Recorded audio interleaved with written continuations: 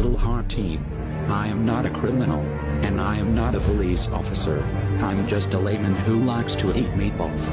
But what I want to discuss now is justice. Hilo Pat Jokowi. I want justice in our country to apply.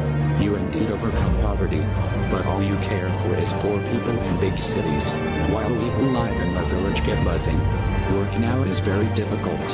Material needs are soaring, but all you do is a matter of development and infrastructure. Now there are many toll roads, but those of us who don't have a car can do it. We only express our feelings. Now there is only sadness in our hearts. I hope this message reaches Sir Jokowi. No need to look for me. I represent everyone. You don't pay attention to warm greetings from our little heart. Remember, justice for all Indonesian people. We are Indonesian Little Heart Team. We are lead. Biorka, nama satu ini membuat Kominfo resah. Apalagi nih beberapa tokoh penting pemerintahan kena doxing oleh hacker ini. Mulai dari Menteri Komunikasi dan Informasi, Johnny G. Plate, Menteri BUMN Erick Thohir, kemudian Ketua DPR Puan Maharani, hingga Menteri Koordinator Bidang Kemaritiman dan Investasi, Luhut Binsar Panjaitan. Doxing sendiri merupakan aktivitas menyebarluaskan informasi pribadi ke publik. Nah inilah yang membuat heboh media sampai trending di Twitter.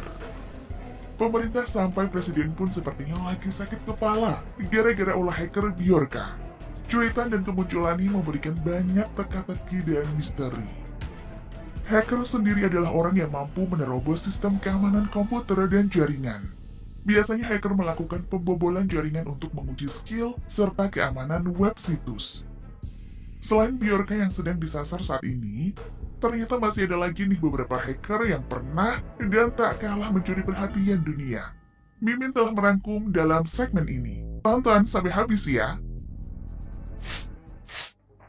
Hacker satu ini juga sempat menyita perhatian, yang dikenal dengan nama Bio666X. Usianya terbilang masih muda dalam melakukan aksinya. Ia meretas data-data rahasia penting yang dimiliki Singapura. Sudah banyak banget nih data pangkalan militer Singapura yang didapatkannya. Wah, meluncur ke negara sebelah ya guys. Tidak hanya Singapura, di usia 19 tahun ia juga pernah melumpuhkan jaringan Malaysia. Setelah identitasnya diketahui, hacker Bio666X memiliki nama asli Yogi Nugraha. Skill yang ia miliki menjadi sangat bermanfaat ketika ia pernah menjadi salah satu pejuang tanah air yang melawan arogansi Australia dalam perang cybercrime antara Indonesia dan Australia. Dengan melakukan phishing sekitar 1.700 web dan blog dari negara kanguru, bahkan dalam waktu 2 hari saja. Phishing atau deface ini guys merupakan teknik mengganti atau menyisipkan file pada server karena adanya lubang pada sistem security yang ada di website tersebut.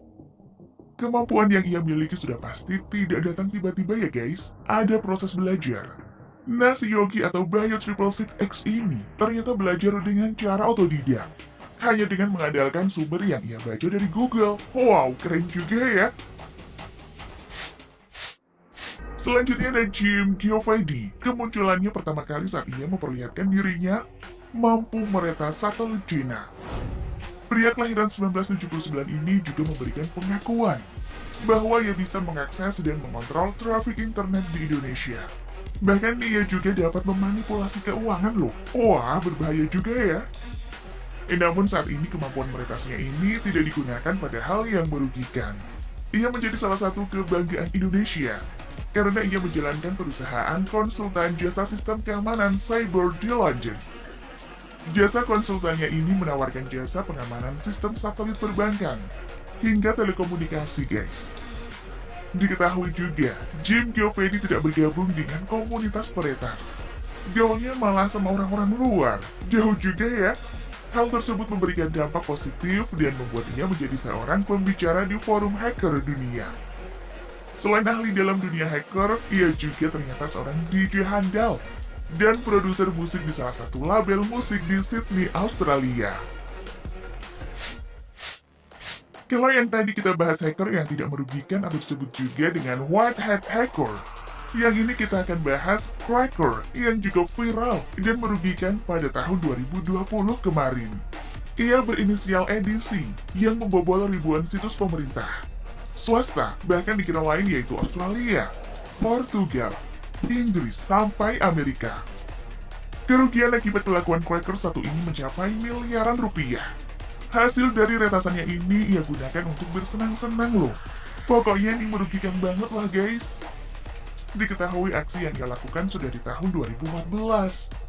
Ya, edisi ini cerdas sih karena skill yang ia dapatkan juga dengan cara otodidak. Namun penggunaannya yang salah banget, setuju kan? SFR dan MZM SBP ini juga inisial hacker yang sangat meresahkan guys. Kelakuan keduanya yang membuat resah adalah membobol situs Amerika Serikat yang menangani bantuan sosial COVID-19, memberikan efek dengan kerugian mencapai 60 juta dolar. Modus yang keduanya lakukan dengan membuat 14 website palsu. Setelah itu disebar dalam bentuk SMS blast.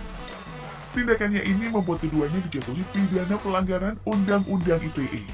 Faktanya lagi, penangkapan peretas SVR dan MZM SBP ini dibantu langsung oleh FBI. Ketangkap juga tuh, makanya keahliannya itu dimanfaatkan dalam hal baik dong. Sultan Haikal salah satu peretas yang juga sempat viral di tahun 2017. Ia membobol ribuan situs, mulai dari situs Pemda sampai kementerian. Tidak hanya itu, situs yang saat ini terkenal banget nih sering digunakan yaitu situs Gojek, juga berhasil diretas oleh Haikal. Lalu ia juga masuk dan menyusup ke tiket.com, serta menerobos Citylink. Inisial yang ia gunakan dalam menjalankan aksinya ini selalu berbeda-beda loh guys. Dalam meretas situs tersebut, Haikal menggunakan teknik deface, mengganti dan menyisipkan file pada server. Kurang lebih sih 4.239 situs website dilansir dari kompas.com. Aksinya tidak berhenti sampai di situ saja guys. Ia juga meretas situs kepolisian yang menyebabkan kerugian signifikan. Awalnya si Haikal ini diburu karena ingin dipekerjakan di kepolisian. Tetapi ia menyebabkan kerugian sehingga dijatuhi hukuman. Dan pada saat ditangkap usianya masih 19 tahun loh. Masih muda banget kan? Skill yang didapatkan ini juga ternyata belajar secara otodidak. Selanjutnya ada hacker yang berinisial XSFS Hacker. Aksi peretasan yang ia lakukan terjadi pada tahun 2011. Meretas server NYPD atau New York City Police Department. Lalu lagi dan lagi melakukan aksi meretas ke server game Zynga hingga ke situs kepresidenan Israel. Ia berhasil mencuri data-data penting dan melakukan defacing ke 430.000 situs yang ada di dunia. Berdasarkan hasil penelusuran forum bawah tanah pradugaan, identitas hacker ini diketahui bernama Sandy Afrian, namun masih belum dipastikan sampai sekarang. FBI masih mencari XSFS hacker hingga saat ini guys. Dan yang paling terakhir yang akan Mimin kenalin ke kamu nih, hacker yang paling ditakuti. Berinisial Hamei7 dengan julukan Master of Mass Defacer. Waduh, sepertinya emang udah pro banget nih, julukannya ada sampai master gitu. Catatan aksi dari hacker satu ini adalah pernah memporak-porandakan website WordPress. Pada tahun 2001, defacing yang dilakukan Master of Mass Defacer ini ditujukan ke website kurang lebih 5.000 hanya dalam waktu 2 hari saja. Sedangkan identitas si master hacker ini masih belum diketahui guys. Nah, itulah beberapa hacker yang pernah viral juga di waktunya. Skillnya sama-sama hebat loh, nggak ada deh yang ecek-ecek. Wajar aja ya ditakuti dunia. Nah, kalau yang saat ini, si Bjorka juga nggak kalah hebat. Masih dicari dan masih sangat misteri, berlalu lalang serta meresahkan pemerintah. Sabar-sabar ya Pak Kominfo.